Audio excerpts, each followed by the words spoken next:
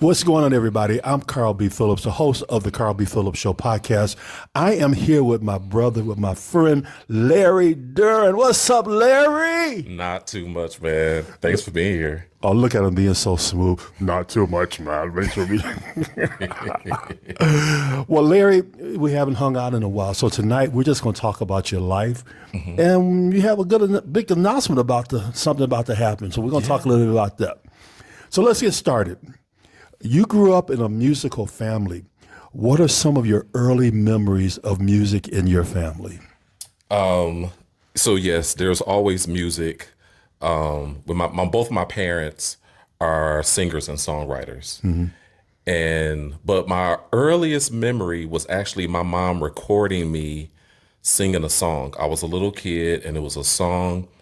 Her name was Yvette Johnson, and she wrote this song called "I Need You, Lord." And it was a part of it. She had a run at the end of the song.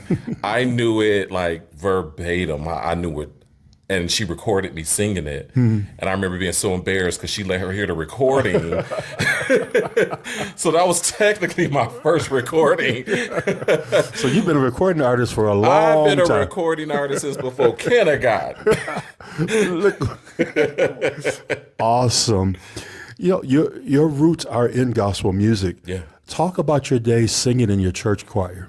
Man, I wanted to be in the choir so bad. Why? I loved it because it was just my favorite thing. The harmony, the music, and the fact that I could be a part of it. I can be a part of that. Right. And I remember the junior, shout out to Rita Gavin. She was my junior choir director when I was a teeny kid. And she had a strict rule, you cannot join the choir until you're 5. Wow. And so my friend Harry, we were best friends when we were little kids. He turned 5 a few months before I did. But I was like, I'll be 5 soon too. Nope. After your birthday, you can join.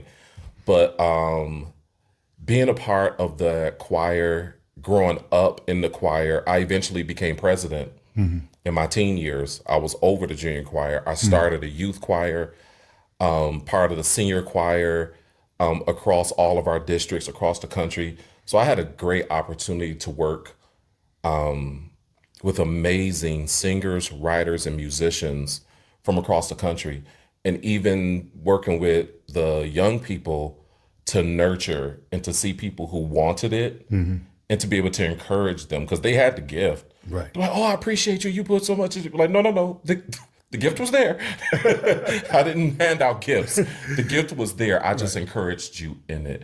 And so being a part of that world, being a part of that choir just meant everything to me. If I remember correctly, you talked about your church choirs did a lot of original music. Yes. What was that like? It was amazing. So in our church, the bishop sometime in the late 70s, early 80s, encouraged the members to start writing. He's like, we sing music that you hear on the radio, and that's fine, but there is music, like he was encouraging the gift in so many people there. And so a lot of those people in the church start writing, and it like, I think of Catherine Davis. These are people y'all probably don't even know, but y'all should know. Catherine Davis, Joyce Morgan, she's like one of my mentors in music. She worked with the choir at the private school I went to. Okay. And just no words for Joyce Morgan. She's like everything. And so many writers, Lydia, Benjamin Willers, so many people who I saw them write. Because I would go to rehearsal because my parents they both was in the choir, so I had to go to rehearsal with them. And to see somebody come in with their sheet of paper. And we're like, okay, your part is this, and then it goes like this, and to see that whole process. And then when I get to church on Sunday and you see it all put together, wow, it was so amazing. And so I wanted it so bad, and it just would not come to me. And I didn't start writing until my late teens. I remember I wrote my first song. I was so excited. I almost cried.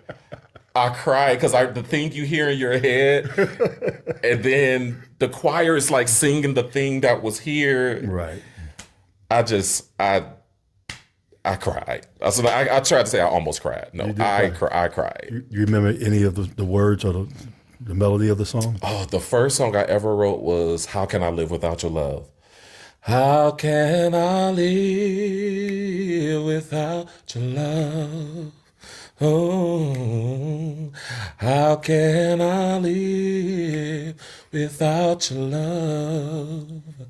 Lord, you send your love for me.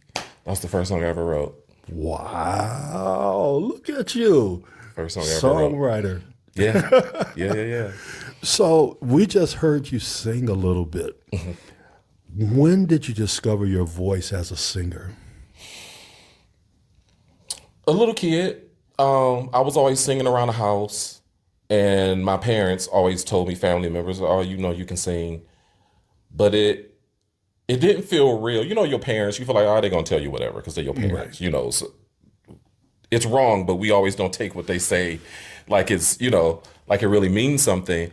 But there was a family who lived right next door to my grandmother, who I was there all the time, the Millers, a family of otherworldly singers. And I was on the side of the house playing, doing something, and Lisa Miller heard me singing, and I didn't know she was listening to me sing. And she went in the house and like, y'all, Larry's outside singing, and he can sing. And for a Miller to say that I could sing, that really meant something. But I grew up, that didn't give me the big head though. Because she didn't say she could sing better than, he can sing better than us. She just said he can sing. And I grew up with amazing singers. They're like my good friends sing me under the table. I'm not even the best singer out of my siblings. So Who would you consider the best singer out of your siblings? oh, why would you ask me that? You went there. Oh, my sister Nora. Okay. My sister Nora. She's probably the shyest, but when she was a baby, like almost could barely talk, she could sing. Wow. She could sing. And it's hard to get her to do it. So like she's singing now, but as a kid and teenager trying to get her, she wouldn't do it. Seems like some of the best singers never want to sing. Yep. They want to do something else. Go be a recording artist. No, I just want to be a wife.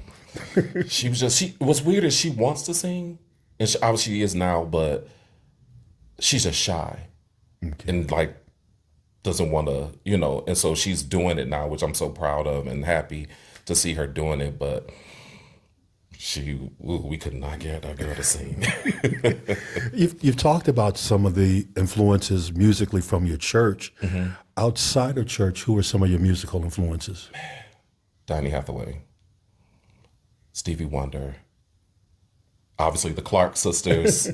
The Clark sisters. If it wasn't for the Clark sisters, I wouldn't have known. Clark sisters is how we met through Dr. Cole, the Singers and Musicians Conference. And it's like, I knew who you were, you know, the Gospel Fest radio. So I knew who you were, but we actually met and became friends when I had the opportunity to work and sing along with Dr. Cole and her choir and doing different events and stuff. And